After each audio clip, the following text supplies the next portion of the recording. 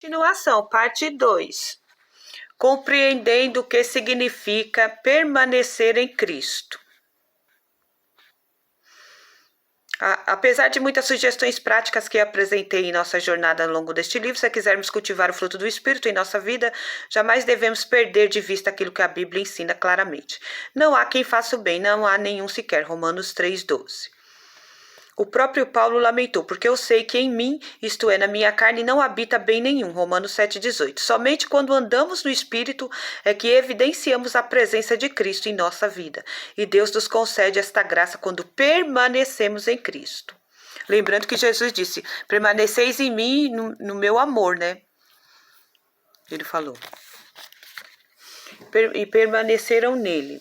Próximo passo. Passar tempo estudando a palavra de Deus é um passo que podemos e devemos dar diariamente para permanecer em Cristo. O Dr. Everett F. Harrison escreve: a permanência em Cristo não poderá ser mantida se não colocarmos suas palavras em posição de destaque, predominante, no coração. Colossenses 3,16. Vamos ler Colossenses 3,16.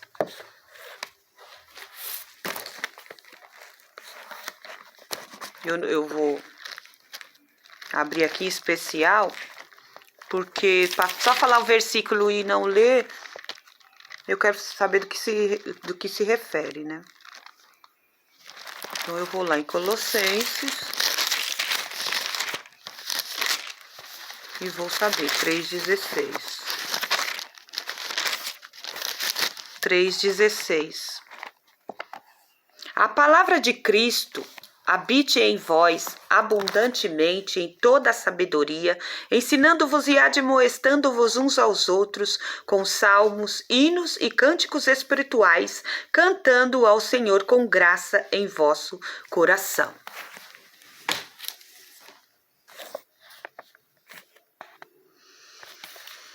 Então eu li Colossenses 3,16. Ele é honrado quando sua palavra é honrada. Portanto, devemos ser diligentes quanto ao tempo que passamos estudando a palavra de Deus. Estamos lendo, estudando e meditando sua palavra com regularidade? Com frequência?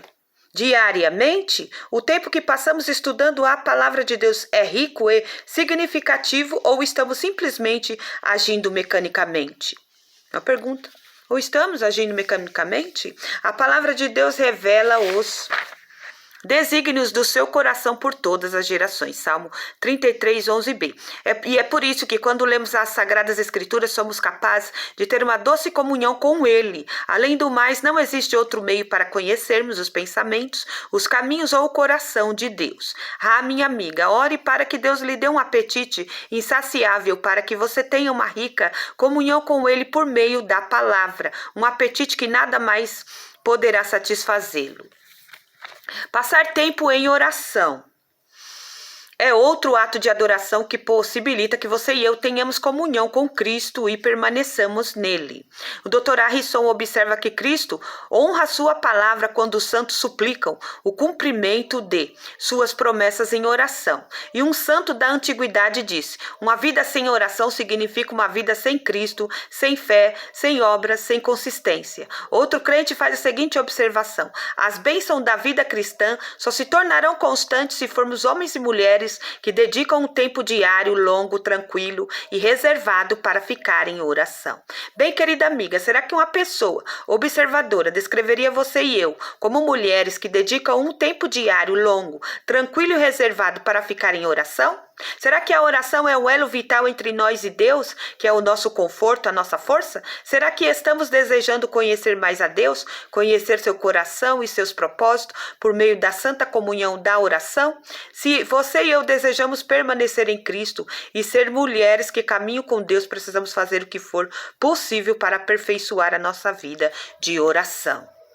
obedecer aos mandamentos de Deus. Também aperfeiçoa nossa permanência em Cristo. Portanto, nossa oração matinal diária deveria incluir o compromisso de honrar a Ele e sua palavra. Em João 15:10, Jesus ensina que a obediência foi parte essencial de sua comunhão constante com o Pai. Se guardardes os meus mandamentos, permanecereis no meu amor, assim como também eu tenho guardado os mandamentos de meu Pai, e no seu amor permaneço.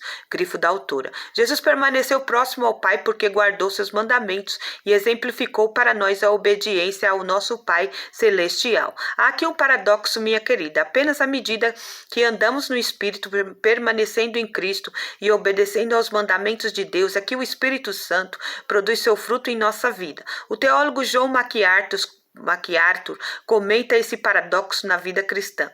Apesar de termos sido instruídos a exibir o fruto espiritual, ele só poderá ser produzido se nos submetermos ao Espírito Santo. Veja bem, o fruto que resulta em nossa vida graças à nossa obediência é a evidência, a prova de que o Espírito trabalha em nós. Não podemos agir estritamente por conta própria para fazer brotar esse fruto, mas quando a vontade de Deus passa a ser o nosso principal objetivo, nossas vidas maculadas são transformadas pelo Espírito Santo em um troféu reluzente e encantador de graça que faz com que o mundo se volte para Ele. Renovar nosso compromisso com Cristo. Renovar nosso compromisso com Cristo parece ser uma atitude apropriada para essa ocasião que nos preparamos para ter um crescimento maior. Antes que alguma coisa ou pessoa possa crescer, ela precisa estar viva. Portanto, você e eu precisamos fazer a nós mesmas a seguinte pergunta. Bem simples, eu estou viva espiritualmente?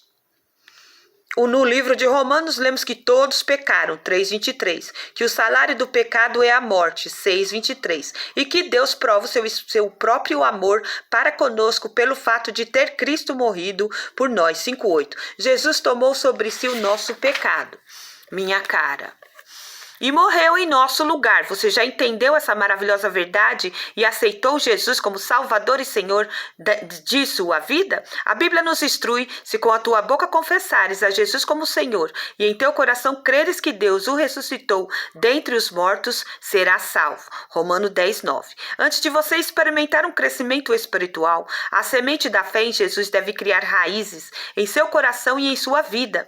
Então você está viva. Então você está viva? Existem apenas 3 respostas possíveis: sim, não e não tenho certeza.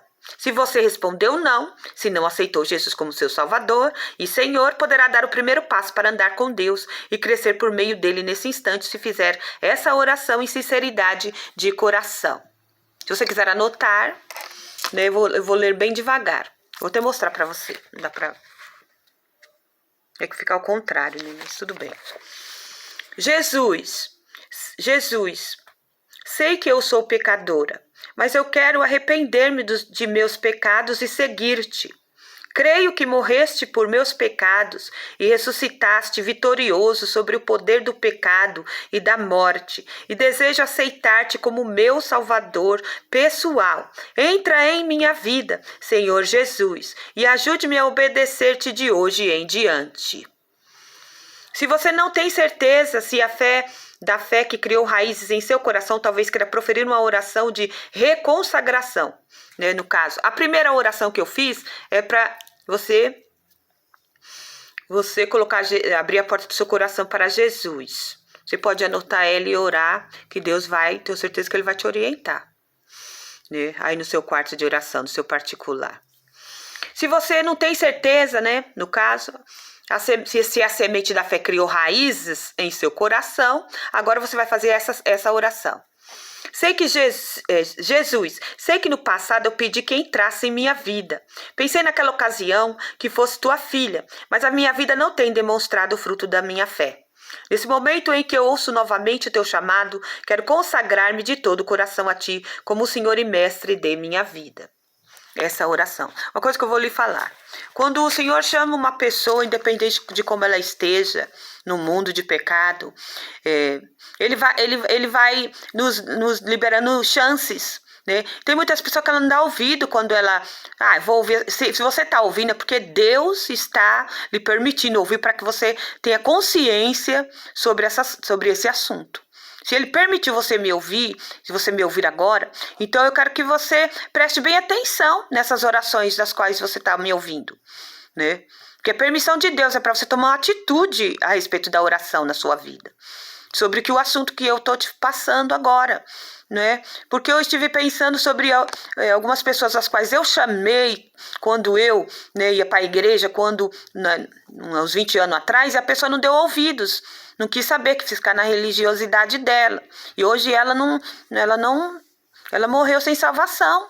Algumas pessoas das quais eu chamei, elas não quiseram vir para ouvir a palavra de Deus. Então, se você está me ouvindo agora, eu falo para você, leva a sério o que eu estou falando, estou orando com você. Não fica olhando para a minha aparência, não. Olha para a tua vida, se você está salva, pelas perguntas que está sendo feito. Porque as pessoas querem mais conselho. Elas não querem ser confrontadas pela palavra de Deus, né? Eu tenho um jeito sequinho mesmo assim, mas eu sou de Deus. Eu sou uma pessoa fervorosa em oração. Eu sou uma pessoa que eu leio a palavra. Eu leio, igual eu estou lendo vários livros. Tenho vários livros para poder... Deus vai abençoar você e a mim. Eu tô compartilhando minha leitura com você. Eu amo você em Cristo Jesus. Porque eu tenho amor à minha alma, eu quero que minha alma seja salva e transformada, por isso eu tenho meu devocional diário. E eu quero isso para você, do fundo do meu coração. Então, se você está tendo essa oportunidade de orar, não perca a sua oportunidade. Vão vir outros profetas, vão falar com você, né? E essa palavra, ela vai valer para você, essas orações, ela vai valer na sua vida. Eu tenho certeza absoluta disso, porque Deus, ele é vivo, ele ouve nossas orações. Se eu ficar aqui só te dando conselho de vida, isso pode não valer para você. Mas a palavra de Deus, ela é viva e eficaz. É mais penetrante que a espada de 2 gumes. Penetra até a divisão da alma e do espírito, né? Ela discerne bem tudo, o Espírito de Deus. E se eu ficar aqui só te dando conselho, eu não estou confrontando você com a palavra de Deus. E a verdade é essa, que você tem que ser confrontado pela palavra de Deus. A palavra escrita na Escritura, na Bíblia. Entendeu? E se eu penso na minha alma, eu penso na tua também, porque eu amo ao próximo como a mim mesmo. A minha oração eu estou compartilhando com você. E essas pessoas são pessoas seríssimas de Deus. Você vai na livraria, tem vários livros novos lá dela já, dessas autoras. A Elizabeth George, ela é uma autora muito séria, uma das minhas preferidas. Então, eu tô lendo eu tô lendo aqui por causa que estava confessando Jesus. Você sabe que a mais curtida que eu tive, são uma ou duas pessoas só que me ouvem. As curtidas que eu tive foi sobre aceitar Jesus, as maiores. Por isso que eu comecei a ler este livro novamente, pela segunda vez. Aí quando eu vi que aceitar Jesus, eu vou ler para minhas amadas queridas que tá do lado de lá, elas vão orar pela alma delas. Eu tenho certeza que você vai orar pela tua vida. Então, vamos orar essa outra oração. A primeira foi para aceitar Jesus, a segunda, se você não tem certeza de que a palavra de Deus fez raiz no seu coração, vamos orar de novo. Jesus, sei que no passado eu pedi que entrasses em minha vida. Pensei naquela ocasião que fosse tua filha, mas a minha vida não tem demonstrado o fruto da minha fé. Neste momento em que ouço novamente teu chamado, quero consagrar-me de todo o coração a ti, como Senhor e Mestre de minha vida. Ou outra oração. Ou talvez a oração abaixo se adapte melhor às suas circunstâncias pessoais. Querido Senhor Jesus, sei que no passado eu pedi que entrasses em minha vida. Desejo ser tua filha. Penso que eu sou tua filha e espero ser, mas eu quero ter certeza disso. Senhor, dá-me a convicção de que eu terei a vida eterna por teu intermédio, porque morreste na cruz por meu pecado. 1 João 5,19. Minha querida irmã, se você não tem certeza de estar com Deus, conte isso a Ele agora, por meio de uma oração muito pessoal. Afinal, Deus a ama e Ele conhece seu coração e quer estar em íntima comunhão com você. Por fim, neste momento, se você respondeu ou já pode responder sim, eu sei que eu estou viva em Cristo, agora para sempre. Reserve alguns instantes para agradecer a Deus e louvá-lo por tudo que Jesus fez por você. Assuma um novo compromisso de começar a andar e crescer no caminho da graça de Deus. Os seguintes versos poderão ajudá-la a adorá-lo. Pagaste um preço muito alto por mim. Tuas lágrimas, teu sangue, o teu sofrimento comoveram minha alma. Contudo, ela jamais experimentou uma transformação verdadeira. És digno de um amor ardente que não despreza teu sacrifício, porque o preço que pagaste foi alto demais. Esta é a oração que eu faço por mim e por você, a fim de que Deus use este livro para nos impulsionar a crescer em sua graça, para que experimentemos uma transformação verdadeira, que possamos nos comover a ponto de nos entregar inteiramente a Cristo e que tenhamos o único objetivo de segui-lo e exibir o intenso brilho do Salvador em nós à medida que caminhamos com Deus. Afinal, o mundo ainda não viu o que Deus pode fazer com e para